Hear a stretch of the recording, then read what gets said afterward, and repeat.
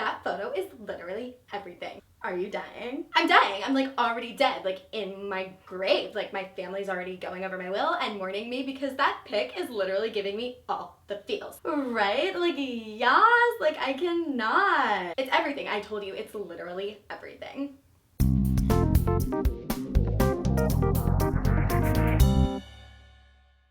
Hey humans, I'm Amanda Montel, and this is The Dirty Word, where sex and language get it on. Today, we're going to be talking about internet hyperbole, the absurdly dramatic form of communication that's taken over the World Wide Web. What is internet hyperbole exactly? If you're a millennial or younger, you probably use it every day. Essentially, internet hyperbole refers to using language that is over the top and often morbid to react to things positively online.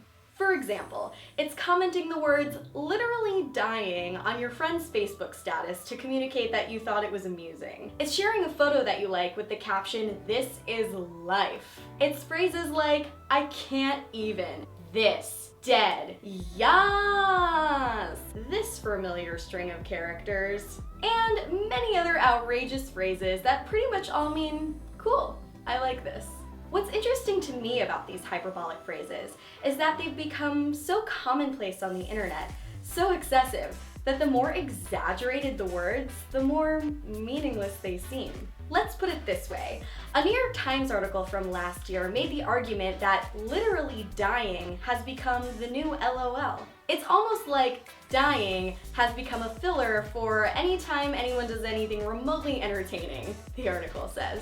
Just as no one really laughs out loud as they type LOL, the life is not actually slipping from your body as you type the words "literally dying." It's hyperbole. In fact, a hilarious listicle came out in McSweeney's recently, enumerating the obituaries for teenage girls if they actually died when they said they were dying. Causes of death included watching a video of a puppy splashing in a puddle and mistaking a woman on the street as Taylor Swift. 5 years ago, we would have responded to these things with an innocent LOL. Now we're claiming that they give us life and everything and death itself. How, we have to wonder, did internet slang get so extreme?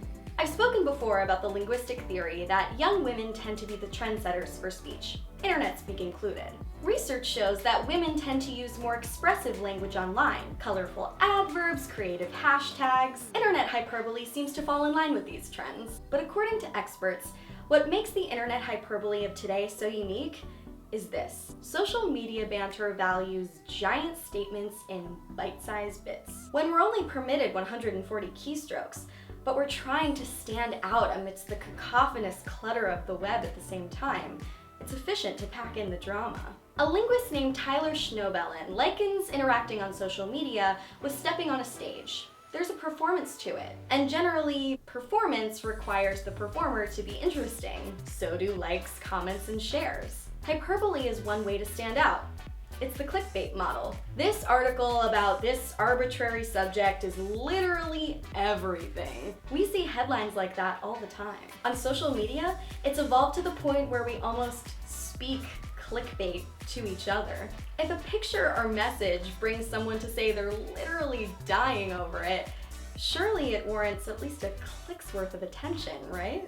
Personally though, I think there's also a major sense of irony at play with internet hyperbole, at least in my circle of millennial female friends. When we say things like, "this is everything," it's become more of a comment on clickbait speech than real clickbait. In my crew, we've actually returned to using LOL, except in 2016 it's with a dry self-awareness that we didn't have back when we used it 10 years ago. What I mean to say here is I think internet hyperbole falls under this umbrella of self-conscious irony that permeates behavior in the age of the internet. When we use hyperbolic slang phrases like "literally dying," it's to avoid expressing a more thoughtful sentiment, which might come across as cheesy or self-unaware. Nobody wants to come across as self-unaware online. Internet hyperbole helps us dodge that risk. It's like hiding under an absurd costume to prevent people from seeing what you truly like to wear.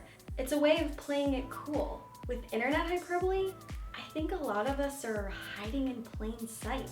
So, Next time you go to comment on a friend's Facebook status, think about it. Are you posting to seem cool and ironic? Or do you want to try risking something a little more genuine this time? Thank you all so much for watching this episode of The Dirty Word. And I want to know, do you use internet hyperbole? What do you think of it? Tell me everything in the comments below. And remember, stay dirty.